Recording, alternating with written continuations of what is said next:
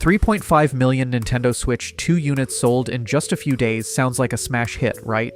But is it really the next big success story, or just launch hype doing its thing? Let's break down what these numbers actually mean, whether expectations were met, and why it's way too early to declare victory.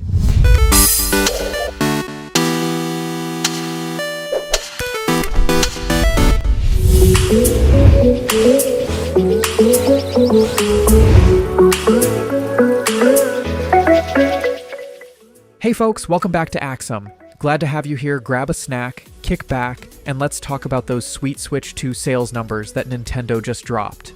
Alright, here it is.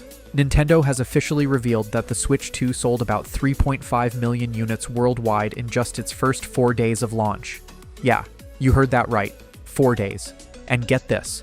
Over 2 million of those sales are estimated to have come from Japan alone.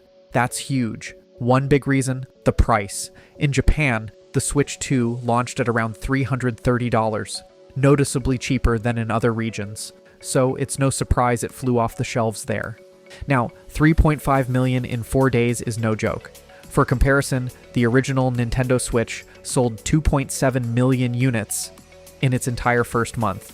So yeah, this is a major leap forward, but let's zoom out and look at the competition. The PlayStation 5, about 4.5 million units in its first month, and that was during a global shortage. The Xbox Series X and S, around 2.8 million in the same time frame. Even the legendary PS2, which went on to become the best-selling console ever, sold under 1 million units in its first few days. So yeah, the Switch 2 is off to one of the strongest starts we've seen in console history. But let's not crown it just yet. Launch numbers are just the beginning. What really matters is what comes next. The games, the updates, and whether Nintendo can keep that momentum going. It's a killer start, no doubt. Now let's see if they can keep delivering. Leading up to launch, the predictions were all over the place. Like, seriously scattered. Some analysts were sounding the alarm, expecting massive shortages, long lines, scalpers running wild, and hype levels high enough to push sales past 5 million units in just the first few days. Basically, Switch 2 mania. On the flip side, more cautious voices pointed to potential roadblocks, things like Nintendo's higher-than-average game prices and the fact that, hardware-wise, the Switch 2 isn't a massive leap forward. It's more of an evolution than a revolution, and that had some people thinking launch sales might be a little more modest. So where did we land?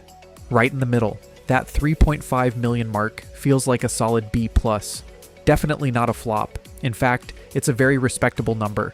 But it's also not the jaw-dropping, record-smashing launch some folks were predicting. It's like showing up to an exam you didn't fully study for and still pulling off a strong grade. Good enough to impress, but not quite enough to break the curve. Still, in an industry where hype can fizzle fast, a strong, steady launch like this sets a good foundation. Now it's up to Nintendo to prove the Switch 2 isn't just a hot start, but a console with real staying power. Sure, 3.5 million units in 4 days is a great sign, but if you've been around the gaming scene for a while, you know that early numbers are just the opening act. The real test comes 12 to 24 months down the line. That's when we find out if the momentum holds, if third-party developers commit long-term, and if Nintendo keeps the hits coming, not just at launch, but consistently. Just look back at history. The Wii U had a decent enough start, but it fizzled out fast because the library dried up, third-party support vanished, and the messaging was all over the place. The original Switch, on the other hand, became a runaway success, but not overnight. It was the steady stream of must-play titles that kept it alive. From Breath of the Wild and Mario Odyssey, to Animal Crossing, Smash Ultimate, and even the smart reintroduction of Wii U gems like Mario Kart 8 Deluxe, Donkey Kong Tropical Freeze, and new Super Mario Bros. U. Nintendo turned forgotten Wii U titles into bestsellers, and in doing so, kept the momentum rolling between original releases. That strategy, consistently putting quality content in players' hands, is what transformed the Switch from just another console into a cultural juggernaut. So for the Switch 2, a strong launch is a good first step, but the marathon is only just beginning. What Nintendo does next will matter a lot more than what happened in week 1.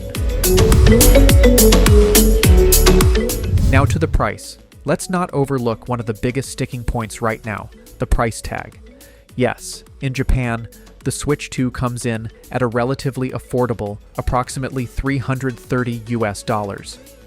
But outside of Japan, it's a different story. In Europe and Australia, the console is launching at around 450 to 500 euros, or 699 Australian dollars and up. Even in the US, where pricing is often a bit more competitive, we're seeing that $450 price point for the base model, and that's before tax, accessories, or even a single game. And speaking of games, first-party titles are now hitting 90 to 100 euros in some regions. That's a serious chunk of change for just one game, even if it's a big name like Zelda, Mario Kart, or Smash.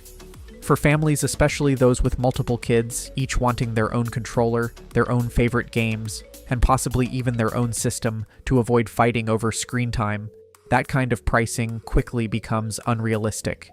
We're talking hundreds, even thousands of dollars just to get fully set up. Not every household can absorb that, especially with inflation and living costs already squeezing wallets. And then there are early concerns. Some users have reported Joy-Con build quality feeling too similar to the old models, with potential drift issues already being mentioned. And the display? An LCD screen that tops out around 500 nits and offers only basic HDR support. For a console launching in 2025, that's not exactly cutting edge. So yeah, while the core fans might be all in, a lot of families and more budget-conscious gamers, they're still on the fence, waiting for a price drop, a hardware revision, or maybe even a Switch 2 Lite down the road. So yes, the Switch 2's first few days look promising. It's off to a strong start, no doubt. But let's pump the brakes a bit before we start calling it the undisputed king of this generation. The real story isn't told in 4 days, it's told over the next year. Will we see those must-have exclusive titles that define the platform and move units, the way Breath of the Wild did for the original Switch?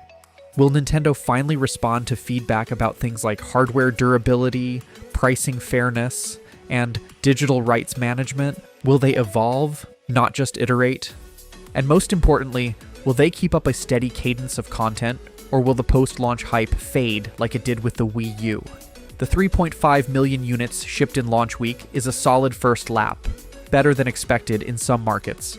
But remember, this is a marathon, not a sprint. Consoles live and die by what comes after a launch day, not just the flash of the opening moment. The potential is there, but the race? Oh, it's far from over. So, what do you think? Is 3.5 million a solid start, or were you expecting more? Have you picked up the Switch 2 already, or are you still watching from the sidelines?